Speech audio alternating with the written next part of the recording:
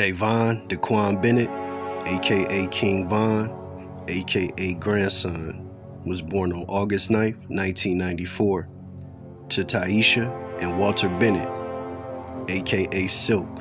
Now, King Von didn't have much of a relationship with his dad because his dad was, heavy in the streets and in and out of prison.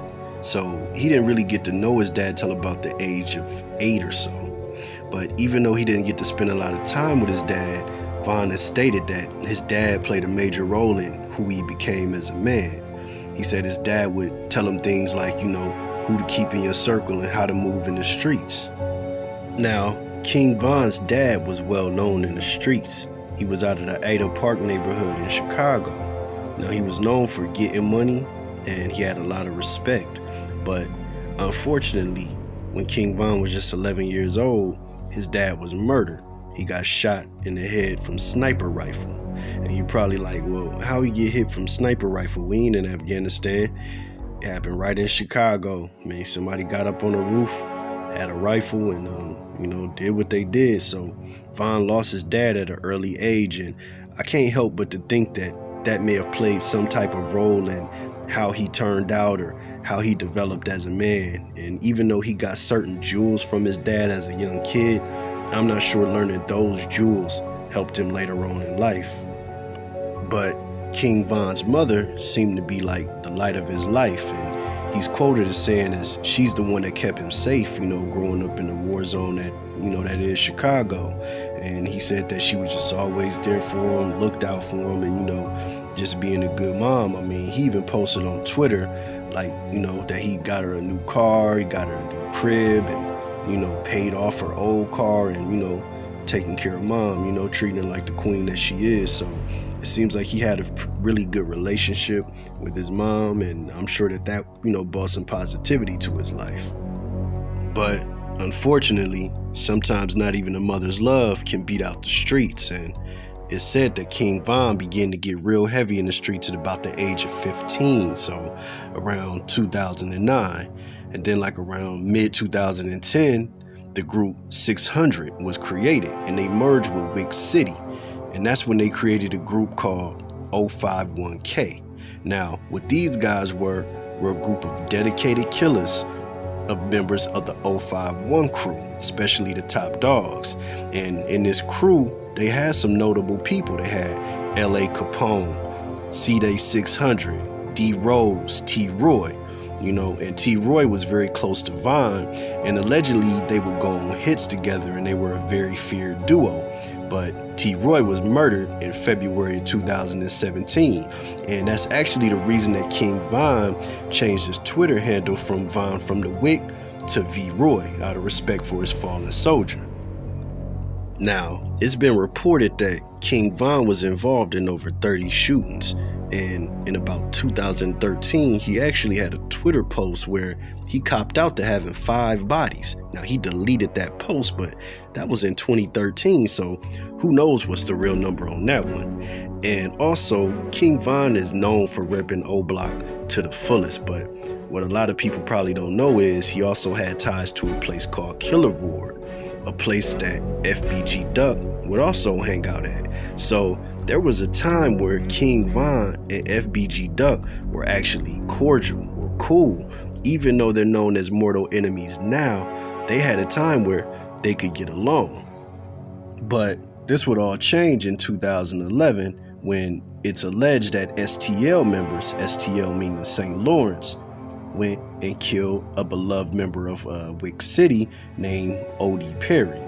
Now, this is when Von would shift his main focus from 051 to STL EBT, with his most notable rivals being FBG Duck and a part-time rapper and full-time shooter named FBG Wooski. Now, these two would exchange some of the most polite death threats you ever want to see. Now, it's also alleged that in 2015, when Wooski got locked up, he was locked up with Von, and they were cordial. There wasn't no fights, it wasn't no beef. It was just like two killers respecting each other's space and just staying away. Now, another well-known killer that King Von had an interesting relationship with went by the name of K.I.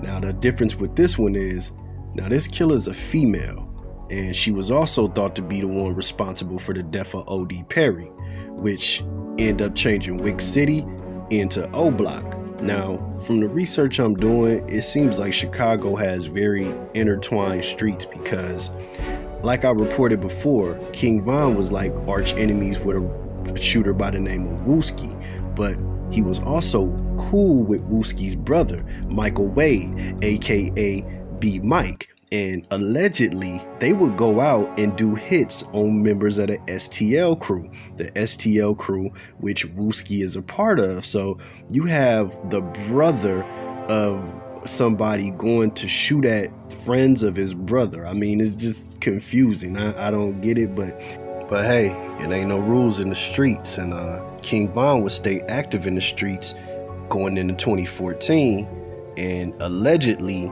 he was a part of the crew who killed K.I., and that happened on April 11, 2014. But not too long after that, King Von would be arrested on a murder and 2 attempted murder charges on July 24th, 2014.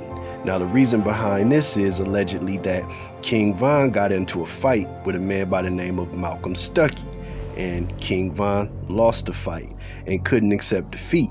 And when he seen Malcolm Stuckey at a party, he called up B Mike, who is Wooski's brother, and called him and said, "Hey man, let's put in some work. I see this dude," basically. And they got together and somehow, some way got in a position to shoot at these dudes. They just shot 2 of them, end up hitting Malcolm Stuckey in the head and killing him. And this incident would cause King Von to spend the next 3 years of his life in jail fighting murder charges. Now, his co-defendant, B Mike, made a grave mistake because when he was taken into custody by police, he decided to make statements, and part of his statement was that, yeah, I may have shot 16 or 17 times, but I didn't hit anybody. And that would end up costing him later. And it's alleged that he either tried to testify or almost testify against King Von in this case, something that King Von has referenced in songs. And there's also like Instagram videos where King Von's kind of referencing somebody snitching on him. And there was 2 things that actually happened in this case that end up saving King Von from potentially spending life in prison. The first thing was King Von didn't say nothing to the police. He didn't make no statements. He didn't do nothing to incriminate himself. So the state would have to provide real evidence to show that he was indeed the cause of these murders. And the second thing that happened was he was able to kick his public defender to the curb because in 2016, Lil Durk would come to his rescue by helping him pay for lawyers and actually end up getting Von out of jail and from up under that murder rap. And by the end of 2017, King Von was once again a free man. And in 2018, King Von would start stepping into the world of music, and he released a track called Beat That Body, which, is celebrating the fact that, he was able to beat a murder rap. He would then go on to release a song that would catapult him into stardom when he released Crazy Story. And that video would go on to get like millions of views on YouTube and just garnered a lot of public attention of people wanting to know, like, yo, who is this King Von? Is he really real with all this street stuff? And did he really do all of this? Because the interesting thing with us is, as fans, we know most rappers have never killed nobody. But when you know a rapper has killed somebody, it's like an extra interest in that person. I know we live in a real weird society, right? But with even all the new fame and notoriety that King Von was getting, the way that he was rapping was still that of a 2011, 2012 drill rapper. And I say that because King Von would relentlessly diss his dead ops. Like, it seemed like every song he had somebody he was talking about that had died that was on the other side. Something that it's alleged that Lil Durk had took him to the side and said, "Hey man, why don't you calm down on, all the dissing of the ops?" And it's reported that King Von just wasn't having that, and he was gonna do what he do, and he just kept on dissing until the very end. But he did listen to Lil Durk about one thing, and that was getting out of the craziness of Chicago and getting into some new surroundings by moving down to Atlanta. But unfortunately, King Von just couldn't get out of his street ways, man, because allegedly he picked up beef with a set of Atlanta Bloods, supposedly because a member, OTF Bezo, was jumped at a party.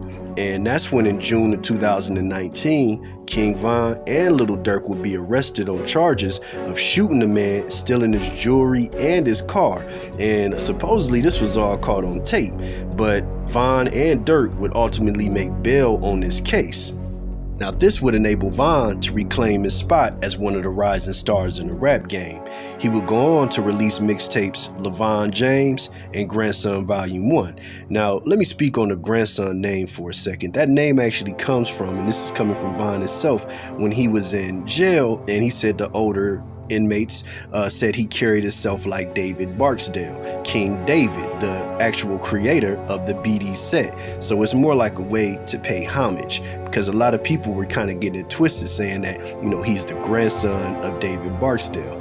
That's not true. He just basically paying homage to an OG. And after releasing a string of successful mixtapes, King Von would drop his first official studio album, Welcome to Oblock, in October of 2020.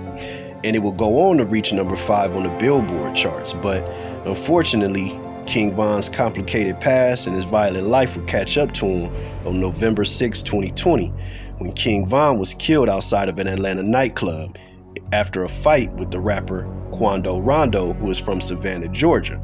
Now, allegedly, this all happened because King Von and another rapper named NBA Youngboy was having beef basically over some females, allegedly.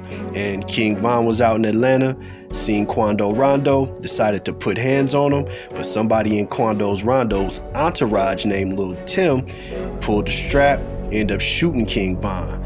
And it's a very, very sad situation. They have video of it on the internet, and it's just sad to see that such a young life and such a young talent, you know, taken away from us.